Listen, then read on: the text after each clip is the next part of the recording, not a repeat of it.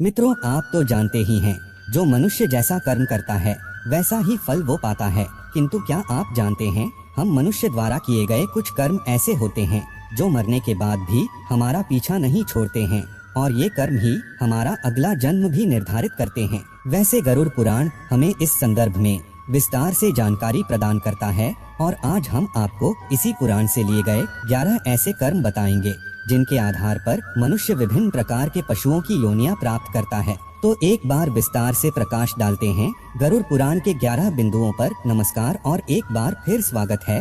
Number 1, मित्र से छल करने पर। मित्रों, इस संसार में मित्रता का रिश्ता बड़ा ही अनूठा होता है। कहते हैं, एक सच्चा मित्र समय आने पर मित्रता के लिए अपने प्राणों की आहुति भी दे सकता है। किंतु मित्रों, तब क्या हो जब कोई सच्चे मित्र को ही ठगने लगे। वैसे मित्रों, इस पुराण में ऐसे लोगों के संदर्भ में विस्तार से बताया गया है। इसमें कहा गया है कि जब कोई व्यक्ति अपने सच्चे मित्र से छल कपट करता है तो मरने के बाद उसे नर्क तो जाना ही पड़ेगा। साथ ही साथ उसका अगला जन्म पहाड़ों पर रहने वाले गिद्ध के रूप में होता है, जिसे मरे हुए पशुओं का सड़ा गला मांस खाकर जैसे तैसे अपना जीवन यापन करना पड़ता है। नंबर 2, धर्म का अपमान करने पर। मित्रों, इस संसार में कई ऐसे लोग हैं जो न केवल अपने धर्म का अपितु दूसरे धर्मों का भी समान भाव से आदर करते हैं। किंतु इसके ठीक विपरीत कुछ लोग ऐसे भी हैं जिन्हें दूसरे धर्मों से तो बैर होता ही है, अपितु वे अपने धर्म को भी हेय दृष्टि से देखते हैं। ऐसे लोग सदैव ही पुराणों में लिखी गई बातों पर अविश्वास व्यक्त कर अपनी अल्प बुद्धि का परिचय देते हैं। इन लोगों के संदर्भ में गरुड़ पुराण कहता है कि मरने के बाद इन्हें नर्क तो मिलेगा ही साथ इनका अगला जन्म स्वान के रूप में होगा। फिर ये स्वान अपने स्वभाव के कारण गली गली में भोगते रहेंगे, परंतु वहाँ पर ना ही कोई इनकी सुनेगा और ना ही कोई इनकी बातों पर किसी प्रकार की प्रतिक्रिया व्यक्त करेगा। फिर कहीं जाकर इन्हें अपनी भूल का आभास होगा और तब कहीं जाकर ये स्वान की योनि से मुक्त होंगे।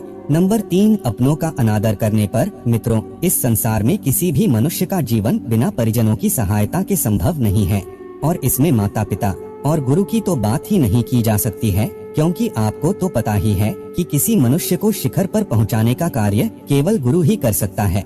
किंतु मित्रों, जो कोई मनुष्य यदि ऐसे लोगों की अवहेलना करता है अथवा अपने गुरु तथा अन्य लोगों के साथ बुरा व्यवहार करता है, वह मृत्यु उपरांत पुनः जन्म तो लेता है, परंतु कई बार प्रयास करने के बाद भी कभी गर्भ से बाहर नहीं आ पाता है, अपितु गर्भ में ही उसकी मृत्यु हो जाती है।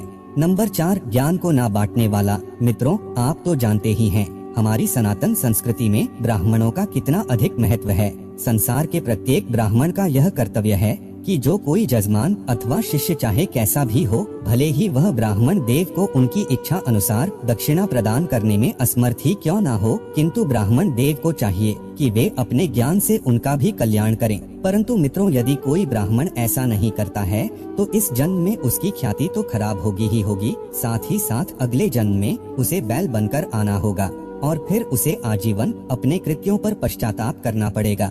नंबर 5, चालाकी करने वाला। मित्रों, इस संसार में कई लोग हैं जो बहुत ही ईमानदार हैं। वे अपने कृत्यों से सभी का हृदय जीत लेते हैं, किंतु वहीं कुछ ऐसे धूर्त लोग भी हैं जो बस लोगों को अपनी चालाकी से मूर्ख बनाते रहते हैं और आजीवन इसी बात की खाते हैं। किंतु इन मूर्खों को यह पता नहीं है कि ये संसार ऐसे ही नहीं चल रहा है, अपितु इसे चलाने वाला दूर कहीं बैठकर इनके सभी कृत्यों को देख रहा है। भले ही उसके घर देर है, परंतु अंधेर तो बिल्कुल नहीं है। ऐसे लोगों के संदर्भ में गरुड़ पुराण में बताया गया है कि यह लोग अगले जन्म में उल्लू बनते हैं और फिर जीवन भर तक अपनी थोड़ी सी चालाकी के लिए पश्चाताप करते रहते हैं। नंबर 6, अपमान करने वाली स्त्री। मित्रों, जिस प्रकार से सभी पुत्रों का कर्तव्य है कि वे अपने माता पिता की सेवा करते हुए अपने दाम्पत्य जीवन का निर्वाह करें, ठीक उसी प्रकार से एक आदर्श बहू का भी यही कर्तव्य होता है। किंतु मित्रों, इन सब के ठीक विपरीत जो स्त्रियां अपने सास ससुर को अपशब्द कहती हैं या उनकी सेवा नहीं करती हैं और कभी भी घर में कलह शुरू कर देती हैं, उन्हें अगले जन्म में रक्त पीने वाली जूं अथवा जोंक के रूप में धरती पर आना पड़ता है। नंबर 7, अनाज के घोटाले करने वाले। मित्रों, हमारे सनातन धर्म में अन्न दान को सबसे बड़ा दान माना जाता है। जो कोई व्यक्ति इस दान को करता है वह न केवल जीते जी अपितु मृत्यु उपरांत भी स्वर्ग और सम्मान पाता है। इसी वजह से लोग प्रतिभोज और भंडारों का आयोजन करते हैं। किंतु वहीं कुछ लोग ऐसे भी हैं जो अनाज और खाने पीने की चीजों की चोरी अथवा घोटालेबाजी करते हैं। ऐसे लोगों के संदर्भ में गरुड़ पुराण कहता है कि मरने के बाद इन लोगों का अगला जन्म छछूंदर अथवा चूहे के रूप में होगा और फिर ये अनाज के दाने दाने के लिए तरसेंगे। नंबर 8, गाली देने वाले। मित्रों, आप तो जानते ही हैं, मनुष्य के कंठ में माँ सरस्वती का वास होता है, इसीलिए वाणी का बहुत ही अधिक महत्व है। शास्त्रों में बताया गया है, मनुष्य को कभी भी ऐसे शब्द नहीं बोलने चाहिए जो दूसरों की भावनाओं को आहत करें। किंतु फिर भी मित्रों, कई लोग अपशब्द कहने से बाज नहीं आते हैं और छोटी छोटी सी बात पर अन्य लोगों को गाली गलौज करना शुरू कर देते हैं। हालांकि कई बार इन्हें हाथों हाथ जवाब भी मिल जाता है, परंतु इनकी अक्ल तो तब ठिकाने आती है जब अगले जन्म में बकरे के रूप में धरती पर आते हैं और फिर किसी कसाई के हत्थे चढ़ते हैं। नंबर 9, वासनायुक्त दृष्टि वाले। मित्रों, संसार में कई पुरुष ऐसे हैं जो स्त्रियों को बड़े ही सम्मान की दृष्टि से देखते हैं। उनके मन में स्त्रियों के प्रति किसी प्रकार का विकार या दुर्भावना नहीं होती है, जबकि वहीं कुछ लोग ऐसे भी हैं जो संसार की प्रत्येक स्त्री को बुरी नीयत से देखते हैं।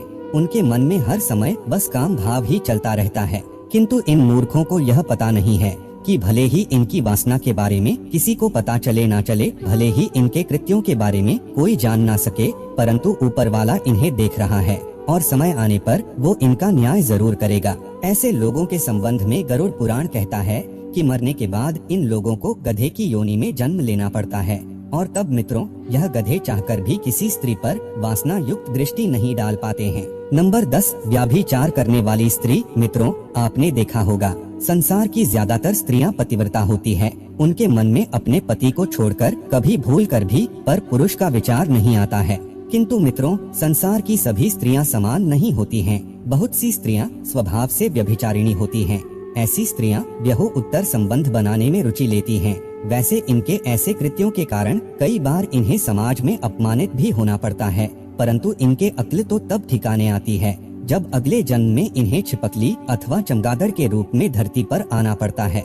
नंबर 11, आत्महत्या करने वाले। मित्रों, हमारे शास्त्रों में बताया गया है कि मनुष्य का जीवन हमें बहुत ही कठिनाई से मिलता है, किंतु फिर भी मित्रों, हम में से ही कुछ अज्ञानी लोग व्यर्थ ही सांसारिक बातों में उलझकर घबरा जाते हैं और परमात्मा द्वारा प्रदत्त जीवन की इस अमूल्य भेंट को व्यर्थ ही गंवा देते हैं। ऐसे लोगों के संदर्भ में गरुड़ पुराण कहता है कि अगले जन्म में इन्हें सर्प बनकर पुनः धरती पर आकर अपनी भूल सुधारनी पड़ेगी, तब कहीं जाकर ये परमात्मा द्वारा प्रदत्त इस मनुष्य जीवन के उत्कृष्ट परिभाषा को समझ पाएंगे। तो मित्रों, यह थी वह योनियां जो मनुष्य को कर्मों के अनुसार मिलती है। इसीलिए कहा जाता है, यदि जीवन में आए हो तो कुछ अच्छे कर्म करो ताकि मरने के बाद उत्तम लोकों की प्राप्ति हो सके। इसी के साथ हमारी यह जानकारी भी यहीं समाप्त हुई। आशा करते हैं आपको यह जरूर अच्छी लगी होगी।